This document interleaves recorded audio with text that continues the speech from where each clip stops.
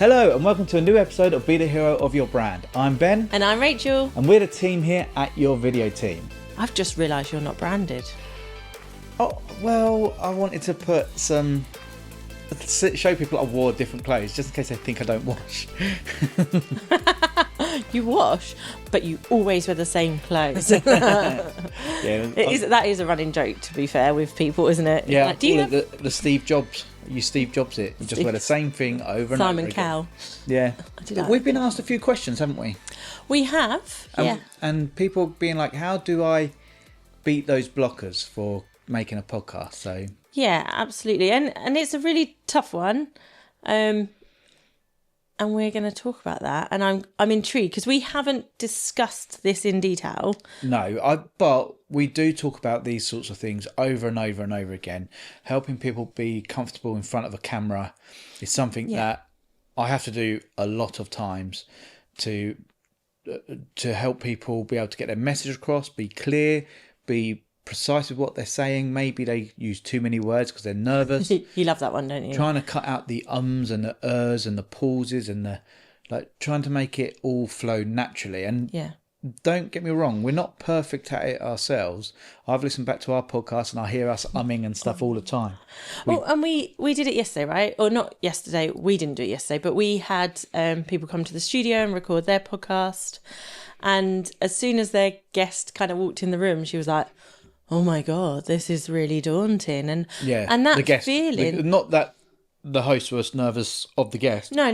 The guest was nervous because they'd never done a podcast and never done video before. No, and it's funny, isn't it? Because we've done it many times where people who know us and we come and bring all our setup and with our portable podcast, they're like, "Oh my God, you guys are professional." We're like, this is our business. That's what we do. Like, this is what we do.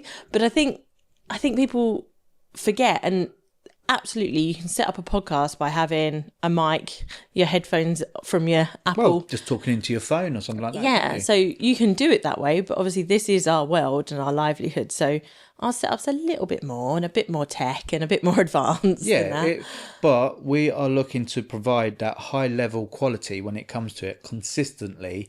When we create a podcast for someone, for ourselves, we want it to be, which is why we're taking the time to invest into the new studios, make sure they're of the highest quality, make sure that people can come to us and know that they're getting a quality service and a quality product, which is going to do quality for them and their business. Without feeling all of that nervousness, which will inevitably come, right? This is a push your comfort zone moment, starting a podcast, doing those sorts of things. And so, but it's that nervous excitement.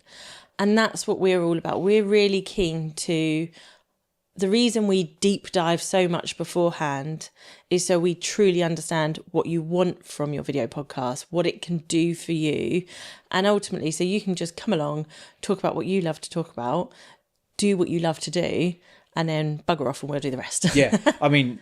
Yeah, you hear that. When we dive in deep with people, it is a 2-hour... call, meeting, whatever you want to call it, it's 2 hours of your time to make sure that a video podcast shouldn't just be, I just do it because I'm just doing it, for the sake of it.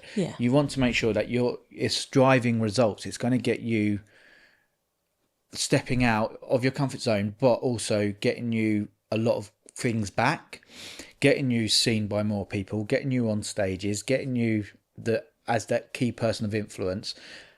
That's what a podcast should be doing, because it isn't just... Yes, there are hobby podcasts. There's people who talk about the films that they watch, the games that they play, and all that sort of thing, which are great, but they become businesses. They become their own entity. Chris and Rosie Ramsey started off with, let's just chat about what we do as parents, as husband and wife, and then they're selling out tours. Rosie's now a TV personality, possibly even more demand than what Chris is. Yeah. Chris is selling out his tours on stand-up comedy stage, and that's through a podcast. They haven't even introduced video to it. The way they introduced video is that they had a show on BBC. Yeah, I know. I went to that recording. Not that it was ever aired, my one. That's because I heard there was hooligans in the audience. Yeah, there was. But that's it. I mean, obviously, Chris and Rosie Ramsey, if you ever want Shagged, Married, Annoyed out on video, we know who you are, and you know who we are now. Hopefully, please, everyone, put this out to them. And that's the thing, isn't it? But it's, yes, like having a hobby that turns into a business is incredible. But also, people, you have that much love and passion, you want to do it right. Yeah. And we have that much love and passion for what we do. And part of what we do is projecting everybody else and supporting everyone else to go up, right? That's what we want to do. We're people storytellers. Yeah, Davina calls us their cheerleaders. We're cheerleaders. Cheerleaders for them, yeah. We call them ourselves sidekicks. Yeah, we call you the hero, we're your sidekick. It's all those things, that's what we're about, which is why we go into so much depth on our discovery call, but also why we do this now, and again, have reformatted this to actually go, here's all this knowledge free. Yeah. Have all this. And if you want support, here we are. Yeah, well, we've obviously gone straight into this. We're going to bring up Parker's interview. Oh, yeah, he's back. Don't you worry, all of you. Yeah, I feel like you're missing out on that. Yeah, I'm watching that YouTube thing and everyone slides forward to see his bit. I see that peak on... I'm not a jealous bum. There was... Obviously, we've had a great question, which... We were going to do just a small video about it, but I think I'm going into a lot more detail, so it's going to be dominant of the episode, and that's all about how you get over the blockade of creating podcasts, what's stopping you from doing it. So look forward to hearing your thoughts on that. Yeah. And then I've done a little bit of a on the computer and a bit of research, and I've got 3 interesting facts about starting a podcast, and I've sort of tailored it to land with this episode as well, as to how those facts and stats might help you get over that blocker. Excellent. So you don't know these, so it's exciting. So let's start. What's the first fact that you got for us then? Okay, so next time, clearly, I'm going to sort out some cue cards because my scrappy bit of paper that I wrote my facts down on probably isn't as professional as it needs to be. So it's all right for anyone who's listening, but people watching it's going to see how. Like out of my notebook because I was like, these are cool. Okay, so I'm going to start off in what I think is quite an open area of podcast advertisement revenue. Or advertising revenue, right? So in 2016, the podcasting world was worth £4 million. And I have put this to the UK numbers. I feel like we are predominantly UK at the moment. World dominations for later. So it was worth 4 million. By 2020, so just 4 years later, it was worth 37 million. Wow. That's a big jump. Oh, is that? It was an 825% jump. Wow, that is massive. So, and that's businesses investing into podcasts, trying to be advertised, that's how much the opportunity. Industry has become worth. Yeah, like advertisement revenue. Out of podcasting has come about is 37 million out of podcasting. And that isn't just a case of like on a YouTube video. It's ad revenue. It's actual sponsorships where you can talk about a brand that you feel is worthy of being on your podcast that you may have worked with, that they are wanting to partner with you as well. Yeah, absolutely. And I mean, by 2025, it's predicted it will grow. And I was a bit like, meh by this figure. However, it does make sense. It'll grow another 72% up to 64 million. 64, and that's just in the UK. So that's just imagine that must be globally a multi-billion £1 industry now. Revenue again. Sorry, the industry's worth more. The revenue out of podcasting. Yeah. So, and again, like there are more facts that explain this. That I've got a couple more stats that explain this, but just thinking, we spoke about it today, right? And this is going to sound really like, you're going to be like, what did she just say? But go with me on it, okay, for a second. So we were talking about the porn industry and how much that's worth, right? Yeah. But we also spoke about how, on a moral compass point of view, could you be involved in the porn industry? Yeah, where's your line? Obviously, it makes a lot of money. Go with me on it, right? But from a moral compass point of view, I could quite happily join a multi-billion-pound industry that my moral compass sits in quite nicely and comfortably. You know, I'm not going to dive into where my moral compass sits in the porn industry, on either me being in it or watching it, whatever. That's maybe a later conversation. You watch the sport, but you don't play the game. Oh. No comment. Fifth or Fourth Amendment from the US, like that. I'm taking that plea now. Okay, right? And you can all shove your comments somewhere into the porn industry. But this is an industry. Podcasting is an industry that is growing and is becoming a multi-billion-pound industry to be a part of, but also pays you back. Yes. Why wouldn't you say yes to that? It massively so. And it's not, so that's just through sponsorship as well. But you could also get your own product, services and stuff in your episodes. Talk about the work you do. What I love is that 60% of people are more likely to buy from a podcast advert, recommendation, something like that. Why'd you do that? Oh my goodness. I didn't know this was one of your facts. But I spoke about it in a video recently. Yeah, it was 63%. Yeah, I think I might have changed that fact. Oh, no, I didn't. But 60% of people are more likely to buy from a podcast recommendation or just naturally from a podcast as well. Well, you've stolen it from me, right? So I'll give you the actual fact. So 63% of listeners have purchased a product promoted by a host. Oh, that's even bigger. Like, this was just, what I was talking about was just people will ask questions. They are more likely to take that recommendation than they would from a TV advert or a social media post or something like that. 63% of actual listeners, which there is 5 billion people actively listening to podcasts.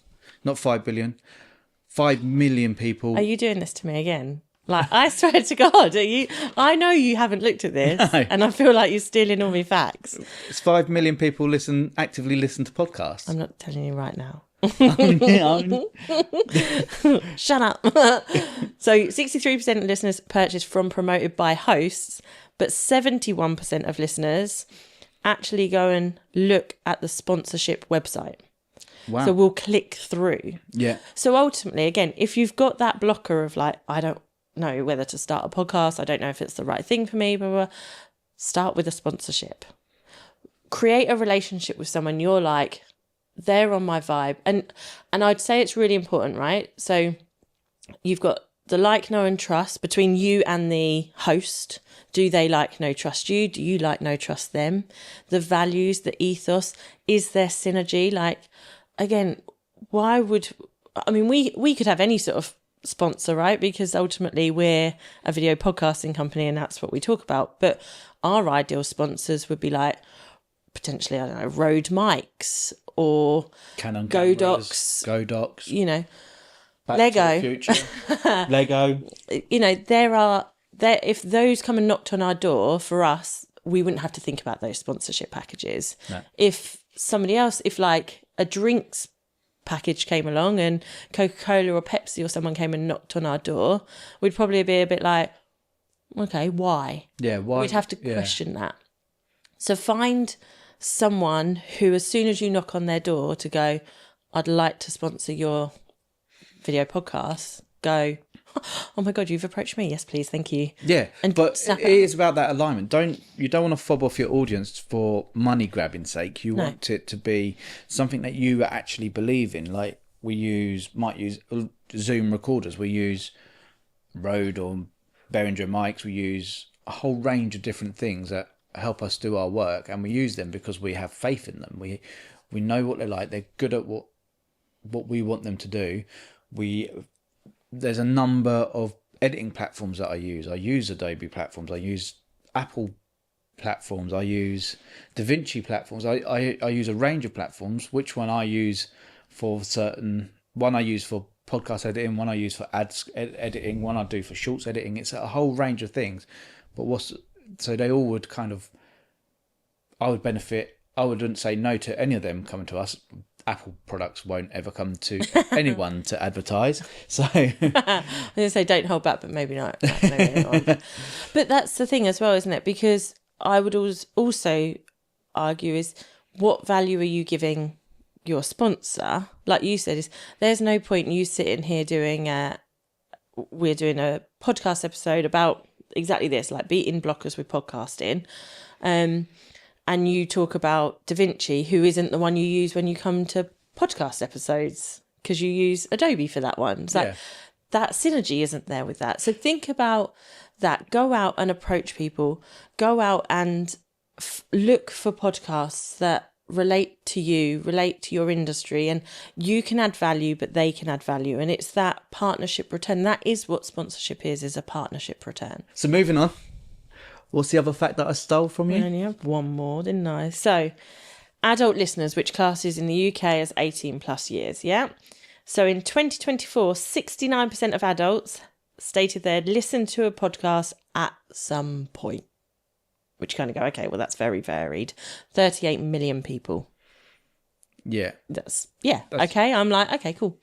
But what was really interesting was that last month, 42% had listened to a podcast. 42% of adults. 42% of UK adults had listened to a podcast. In 2022, that was down at 34%. So it's peaked up. And that's actually broken the record because in 2021, it was 41%. But which immediately I was like, oh, okay, we kind of dropped and then went up. But if you think about what was going on in the world, in 2021, we were still quite high on COVID. So people were working from home. We were doing... podcasts were a thing, right? By 2022, we were pretty much returning to normal. Commuting was happening. So podcasts dropped. 3 years later, we've gone back up again. Yeah. And it's going to keep going. I can tell you why that is as well. Ooh. I don't know exactly why that's gone up. It's because, and I don't know if anyone's aware, but the biggest platform for audio podcasts is Apple. Makes sense. It's massive. It's where most people would go. But the biggest platform for podcasting in the last few months, five months I think it is actually YouTube. Because people are sitting down and watching podcasts. They're watching more and more of them on TV now. Shows like Diary of a CEO. Seth Rogen is on Spotify, but Spotify, if you're posting it through Spotify for creators, you can post video. Yeah. So... what an opportunity there. Well, that's it. So when we obviously distribute as part of our package with people, because what we don't want you to do is go, here's your podcast, and then it just falls into the abyss. Yeah. So we're like, no, we distribute as well. We distribute to both those visual platforms. Yeah, YouTube and Spotify podcasters. And we then use the RSS feed to go to all other platforms that is available to go to. So Amazon Music, Apple Podcasting, TuneIn, anywhere you'd want to post your host your podcast. Yeah, that you'd use Spotify for creators. 2 reasons. One, it does video. Although the RSS feed doesn't put out video, but a lot of people do listen on commutes to and from work. Yeah. Secondly, it's a free platform to use. What? Yeah, you don't have to pay to use it. My favourite price. But it gives you the tools that you need. You can create memberships once you've got a big enough following, 100 people, I believe it is. Well, I know it is. Once you've got 100 followers of your show, you can then start introducing memberships and payment plans and things like that. Another way to start getting paid for what you're doing. And you might think, why would anyone want to have a membership? A lot more people would rather pay a membership than listen to ads. Well, see, this is the thing I was going to say as well, because we pay for podcast premium, YouTube premium, sorry, and we had it a couple of months. Well, we had a month where we didn't. We were like, come on, let's pull back on subscriptions. What's some ads? And we were like, nope, that's never going to do that again. But also because things like at night we'll put on an audiobook, and we can lock our screen, whereas you can't do that without premium. So again, we're the way we're absorbing knowledge, the way people are listening to things isn't just on a commute, isn't just in the car, it's before bed, it's, in the bath, as you're washing up, all that. Everything is accessible, so easily accessible on our phones that actually they're tuning in all the time. Yeah. And YouTube for me is education. Educate me. Give me as much information as I can get out of it. If I'm not sure how to do something in Adobe or Final Cut, I will look it up. I will find an educator who will teach me what I need to know. If I want to, well, Brendan Kane, who is someone that we follow, has released his audiobook for Going Viral, Guide to Going Viral, as an audiobook. Yes, he used AI to do it, but my goodness, it's fantastic. And that's a free resource for people to use. Well, It's not a stolen resource. He's put it out himself. Yeah, but also so good that you enjoyed it so much you still went and bought the book. Oh yeah, I own the book too. You just kind of go, my head logic, and that's the thing now, is that we have to remember logic and that way of the world is changing, is that people... Oh, Daniel Priestley, again, we're listening to one of his books today, his books seem to get mentioned to us over and over and over again. Super absorbing him right now. Like his 4 7-Elevens, if you don't know it, go find it. I think we're going to touch on it a bit later. But I mean, we've smashed that in about 2 days, I feel like. Yeah. But you bought his book today, but all his information, all that intel he's giving you is already out there free. Yeah, but I want to hold it. That's it. We want to hold knowledge now. I want to be able to go, that's a great point. Let's highlight it. Let's mark it. Let's be able to find it again easily. We've obviously put, and if you saw you might see our behind the scenes of how to get these books where we needed them today. But this has got our Diary of the CEOs, where it's got your bookmark and my bookmark in it. Oh yeah, and then it's got like sticky notes in it. It's got other bits. I haven't written in it. It's also very well opened. It's used. It's used. What is that? I don't even know what that one is. Is that yours? No.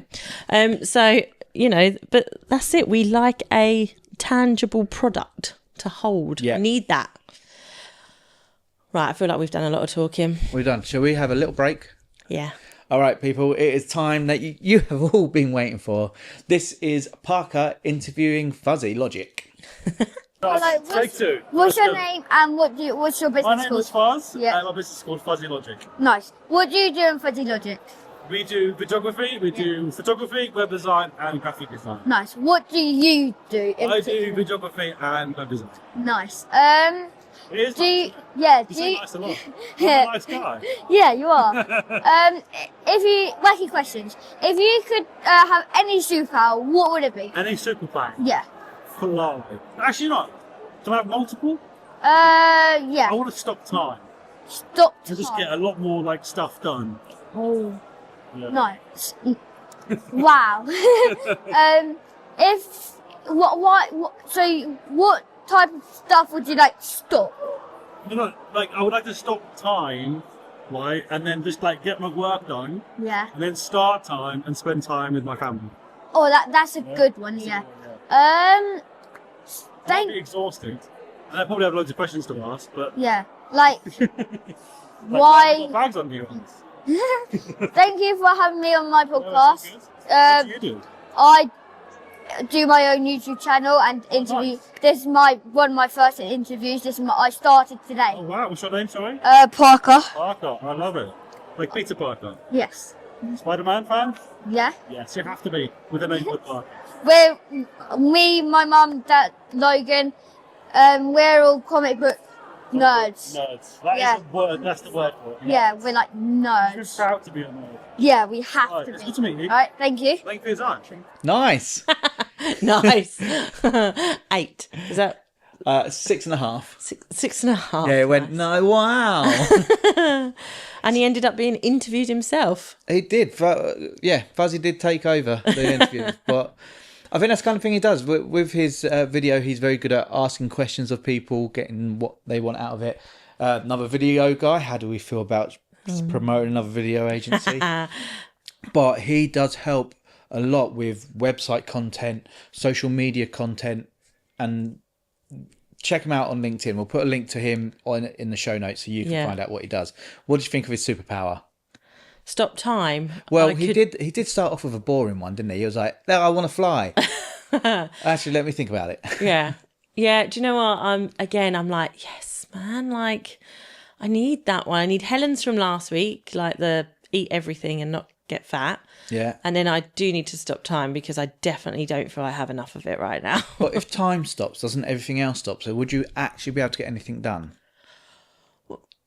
Okay. I suppose there has to be like, what is time stopping? Because ultimately, if you all stopped and it just allowed me to sit there and like scribble away at what I need to, your peace and quiet, a nice bath without you all coming into the bathroom, like lovely. But like, there's things I've got to do, and I'm like, okay, I need to just write that down. I just need to have a moment in my own head of like. I think that if you were to stop time, everything else stops moving on a molecular level. So if you were in the bath, you'd then be in a solid thing and wouldn't be able to move. Oh, okay. You'll be in just... So what's the purpose of stopping time then? Like literally peace and quiet. Just going to stop time. Woosa. Nah. Yeah, that's because your brain can't cope with peace and quiet. Oh my God, it's so scary. Like, I didn't know what peace and quiet is. Like, even it would scare, like, I think it would scare me if I was in like a padded room. It would be so noisy. Inside your own brain? Yeah, but even, yeah. Yeah, it wouldn't, though, would it? It wouldn't be noisy outside, but your brain is... But my brain right now, just talking about this, is going, don't do it, don't blah, blah, blah, blah, blah. It's like, don't put me in a padded cell like this. Oh my God. Yeah, like my head is hyperventilating already. Okay, cool. Yeah. So you don't want that? No, I don't want to stop time now. I've changed my mind. Yeah, I was going to say, did he explain what he does? He explained what he does. I think Parker's got the advantage that he knows what videographers do because he sees us all the time. So did he explain it well enough for a 10-year-old to understand? For that 10-year-old, yes. Yeah. I think, again, like Parker said, he's still learning, right? And we didn't know what he was going to be like doing this. And we just said, look, give it a go. Let's see what happens. And so there's a little bit of coaching maybe needed in relation to like how to ask those questions. Buy him those same cue cards that you need instead of using a scrap of paper. Maybe. Maybe my police interview skills can come out and train him on some bits. Oh, yeah, you're telling people about that. I'll tell you, we won't go into those stories right now. We can bring some of those dark, scary stories up another time. And then people would understand why my brain is the way it is. Yeah, very true, very scary. If you do understand it, please let me know. Yeah. But yes. Could pay a lot of people a lot of money to try and figure that out and still won't have answers. But all right.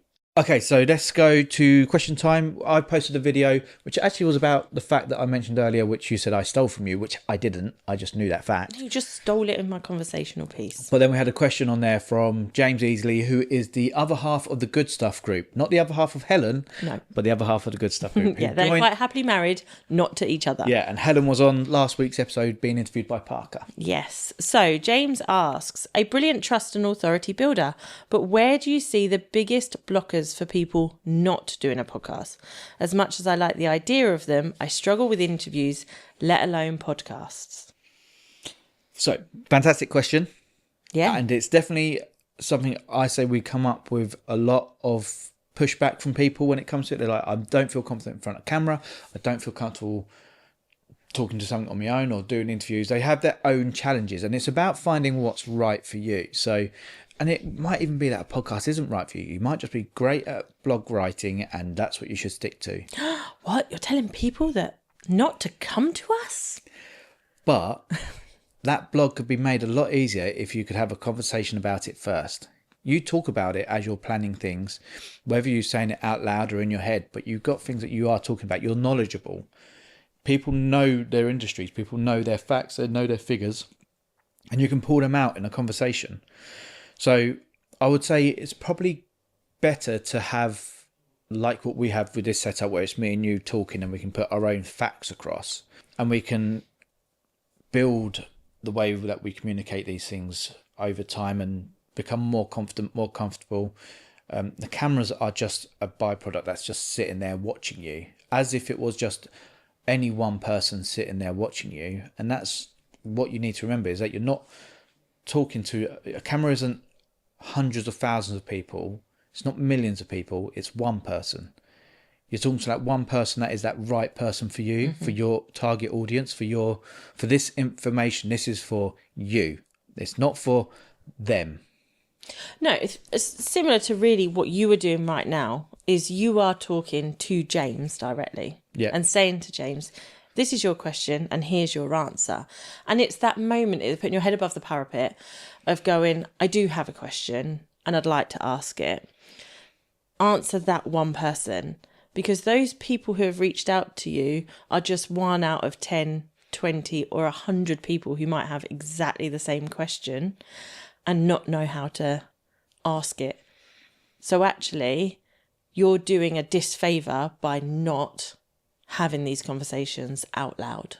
Yeah, that is 100% true. I think you keep saying this to me. I can't help but feel like I know what I'm talking about. you do know what you're talking about, because I'm dragging it out of you, teaching you, dragging it back out. Oh, you're teaching me, yeah? Yeah. Okay. But if I find something out, how often am I telling you about it? Like when people say about like switching off, we don't switch off because we love what we do. Yeah. Like we are 24/7 video podcasting, like Daniel Priestley, Stephen Bartlett, Mel Robbins. If we're not listening to an educational podcast, we are then watching. Well, we're then watching one that we enjoy. You watch the football one with Lineker and that. The rest is football. The rest is football. I know you mentioned it the other day, and I was like, you watch that. But we also watched one with Davina McCall, who Flight Studio are producing now. We had that screen paused at one point trying to work out mics and lighting. Yeah. I couldn't enjoy the podcast. I loved Davina and I was like, this is really interesting. And she had Paul on from Married at First Sight. So I was dead into who? Don't give me that rubbish. He's not my favourite. No, if she was on YouTube, you'll be like, oh my God. But immediately we're like, oh, this is such a beautiful setup. Like, again, we're looking and aspiring because they have an amazing studio. Yeah. And we were like, but it was paused and we're looking, we did it though, didn't we? Looked in a reflection of a glass jar. Of a glass jar to see what lights they had. And then in their latest Devil Wears Prada video, I saw the mic system. Was like, there it is. Yeah, and it's really interesting to watch that and learn from it and do that sort of thing. But going back to James's question. Oh yeah, sorry. There are people who, when they're starting these sorts of projects out, creating a video, doing a podcast, writing a blog, their immediate thought is to go with, what if someone says I'm wrong? What if somebody figures me out? What if somebody imposter syndrome has a question that I can't answer? Exactly that, imposter syndrome. Now, there's two ways to go about imposter syndrome, and one of them is the lazy man's method, and the other one is the I'm proving you wrong method. Ooh. So the lazy man method, which I think I suffered from for a long time, and probably didn't really get over, and probably another contributing factor why our podcast didn't work out the first time is because I felt like somebody was going to find me out, going to go, no, you're wrong, was going to do all those things. So I thought, I'm just not going to do it. If I don't do it, then no one's going to tell me I'm wrong. No one's going to tell me that the information that I said is incorrect or an alternative view which might be better, where now the non-lazy view, I'm going to prove you wrong, is I would work harder than what I've ever worked. I go and research stuff, find information out, do actually find out facts, figures, which is why I knew half of them before I've even heard you say them. And then I will teach someone else them. Mostly that's you. I tell you them. Literally, I am so overwhelmed right now. I'm like, wow, oh my God. But then that means it's more embedded in me and I can talk more freely about the information that I've learned and I can share. You look at people who are 100 steps ahead of you or 10 steps ahead of you and you think, I'm never going to get there. No, you might never catch that person up. You might never get there, but you will be able to get a step ahead of yourself because you're watching them. You're using them as a not in the room mentor, or even better, like what we've done to people who've given us confidence, actually have mentors and coaches in real life. Well, this is the thing, right? Like I'm one of those, like when it comes to learning, I'm not a bookworm. Like it doesn't sit well with me. And actually I've found that the best way I learn is by teaching. Yeah. Which sounds really weird because you think, well, how do you teach it if you haven't learnt it yet? And it's because actually I've realised how much information I've retained without realising. And when I'm giving away, like when we're talking to people and I say things, I think they go, you should do a video on that. And I go, but surely just everyone knows that, right? But actually, like, they don't. No. That's why I'm stood there talking to people. They might know it, but they need it reinforced. Reaffirmed. That's it. Reaffirmed, yeah. So that is 100% true. I mean, other things you can do to help you get over the block is if you're struggling to be interviewed, be the interviewer. Yeah. Someone like James, who I know has the skill to ask great questions, because part of their business is asking these quite hard to answer questions, but make people feel comfortable enough to answer them. They're thought provoking, aren't they? Like, we've had it. They've asked us a question and they're like, you kind of go, you think you know the answer about your own business, and you're like, well, yeah. Like, what's your brand doing for you? And you're like, oh, well, you know, it's out there. It's everyone knows the colour in it. No, what's it doing for you? Mm-hmm. Oh, well, yeah. And you're like, oh. And that, I think it could also tell you a lot of copy and paste answers as well. Like, yeah. We hear this all the time. But they guide you through it. I mean, like, we had the ladder technique with Jodie Newman. Yeah. And that was a great one when we heard her talk at TCC Talks last week. And what was the two words? So this is the art of storytelling. So we create podcasts so that businesses can become industry leaders. So that you can grow your audience. And so that we've had it done to us before. Sue Mann, she did it to us on our retreat with the Atomic Rebels, and she just kept going. So that I didn't know it then. No. Now when Jodie taught it at the talk last week, I was like, son of a gun, that's what Sue Mann did to us. Yeah. And it's a petrifying because you doubled out your business, but for all the right reasons. Yeah. Because it gives you that journey, that goal. Yeah. Yeah. And again, that was a storytelling, how storytelling sells and people buy from storytelling. So if you are on your own doing a podcast, I would suggest getting a teleprompter. Not necessary to have a full script, but to have those bullet points. But you don't need to look away from the camera. Yeah. You're talking to that one person. If you were talking to one person in the room, you make eye contact with them. You talk to them about the subject. You tell them the facts. You tell them the figures. You tell them the information. You tell them a story. And if you have your notes on a teleprompter in front of the camera to go, this is the story I'm telling you, with these bullet points, and break it down, and then you can talk to your audience direct, not break eye contact, and just have that story go out to the world. That will build a lot more confidence in you as a thought leader. Oh, you did it the entire time. I was like, look at me. But yes, that works. If you're going for the educational ones, you could pick up the tools like Ali Abdul, Alex Hormozy, Simon Squibb, where they have a whiteboard. Yeah. Ali and Simon do the top-down look over the whiteboard, whereas Alex, you've done a Alex video where with our stood-up whiteboard, and you write on the whiteboard and explain it as you're talking about it. Yeah, you've got to be mindful with that video particularly to look back at the camera and remember. Think about your mic. Obviously, if you've got a directional mic, this isn't going to work. You need a clip-on mic. Yeah, but do you know what, like? Also, think about the pauses, the pacing of it as well. So that's what they're brilliant at, is the pacing. They stop, they pause, they let the information go in. Seep. But it's also, to start off with, you don't have time to stop and pause because people will switch off.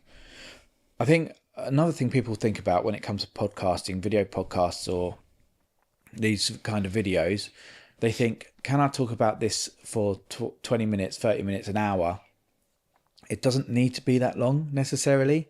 You might decide to do 15-minute conversations. We actually had a webinar today that we both went on. And that was the 15 minutes, the 15-minute man.